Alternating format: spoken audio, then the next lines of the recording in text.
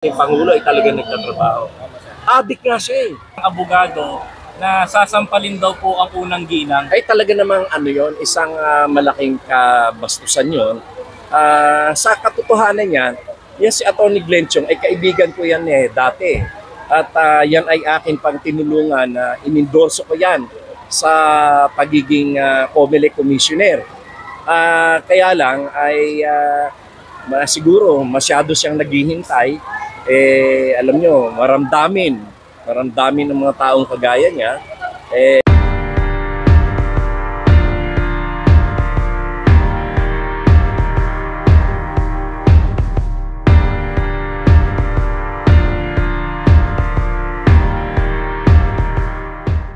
Yes, good morning. Sek, meron kami mahalagang tanong sa'yo. Oo. Kasi nabanggit mo dong kanina, akala ng taong bayan, pera ng gobyerno to. Hindi. Ito ay perang sarili ko at meron din sponsorship dito ang SM Foundation.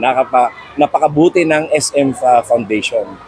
Kaya akala nila, yung iba naninira, ang sinasabi kakapiranggot lang daw yung mundong Nutriban, hindi naman nila alam na meron pa itong oatmeal, may gatas na makakapagbigay sa kanila ng nutrisyon.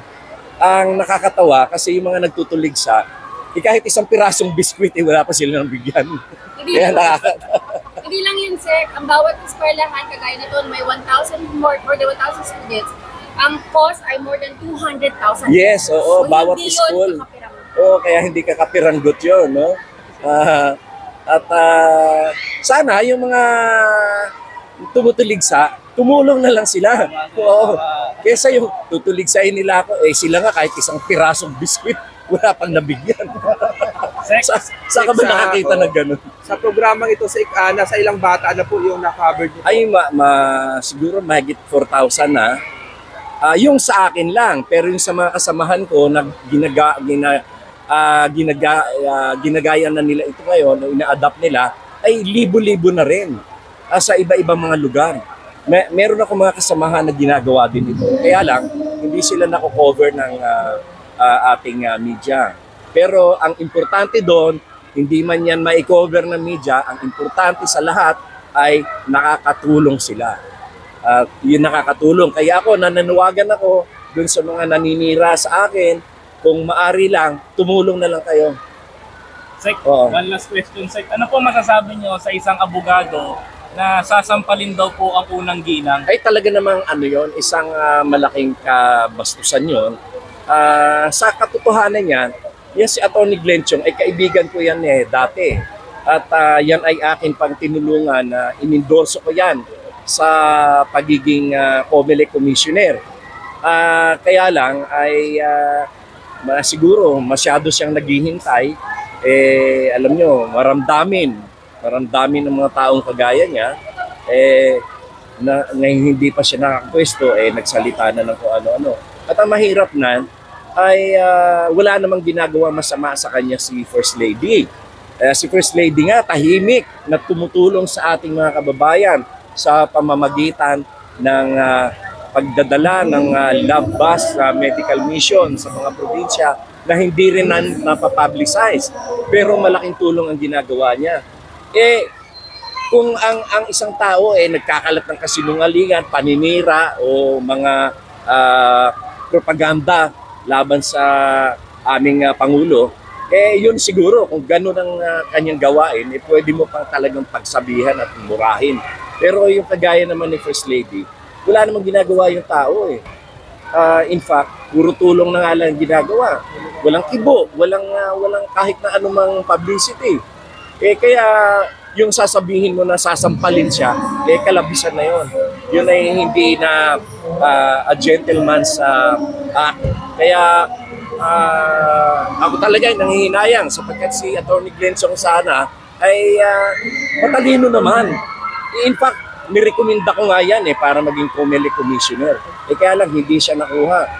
Pero dapat hindi niya ipagdamdam yun.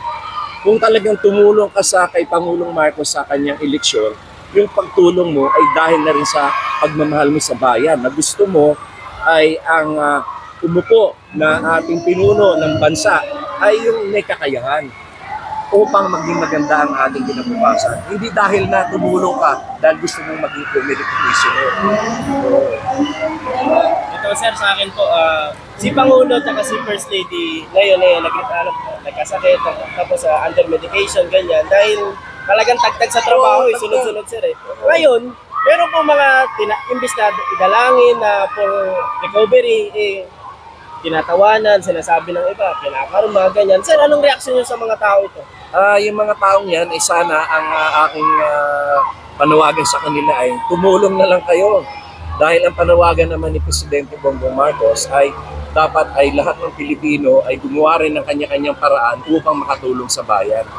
Kung puro paninira ang gagawin mo, hindi ka nakakatulong. Pag hindi mo tinulungan ang ating bansa, ikaw din ang maaapektuhan, yung iyong mga anak, yung iyong mga susunod na henerasyon. Kaya dapat ito, ang panawagan ng ating Pangulo, lahat ng Pilipino, bawat Pilipino ay sa kanyang sariling pamamaraan ay gumawa rin ng hakbang upang makatulong. At hindi manira. Dahil nakita naman natin na ang ating Pangulo ay talagang nagtatrabaho. Adik nga siya Adik sa trabaho, adik sa pagmamahal sa bayan. Diba? Kaya dapat dito ay tulungan natin o suportahan natin ang ating Pangulo. Sir, last kong tanong ko, sir, mensahe niyo po sa gusto makikiisa sa mga programa na napakagandang naisipan niyo po. Ang alin? Yung makikiisa po sa mga programa niyo po. Nananawagan ako sa ating mga kababayan, lalo na yung merong kakayahan na tumulong din at ating tulungan ang ating mga kabataan sa kanilang nutrisyon, sapagkat ang ating mga kabataan, sila ang pag-asa ng ating bayan. At hindi lamang yan, sila ay ating dapat hubugin upang maging kapakinabang na mamamayan at sila ay makatulong sa ating bansa upang sama-sama natin na tahakin ang bagong Pilipinas. Maraming salamat. Ako'y nananawagan sa inyo, suportahan natin ang ating Pangulo, suportahan ang administrasyon, suportahan natin at tulungan natin ang ating bansa. Maraming salamat. Thank you very much. Thank you, Secretary.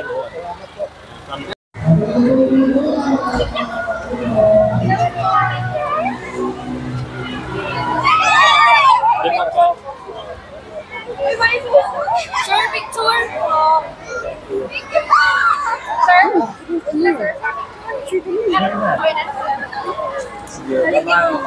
Sir?